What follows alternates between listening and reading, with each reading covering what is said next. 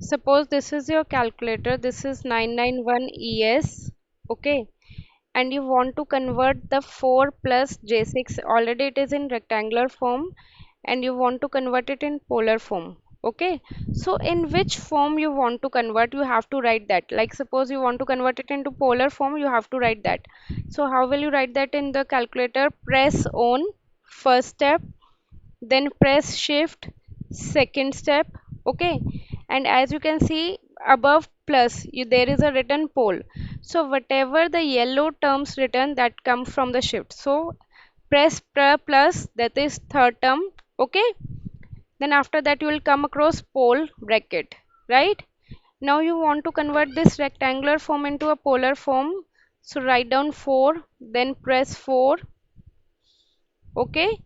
Then comma, comma, how can you come comma? You can see above the bracket there is a comma, right. Again this is in the yellow, so you have to press shift, okay. Shift comma 6 bracket close, then equal to, then you will get the same value 7.2 angle 56.3. got it?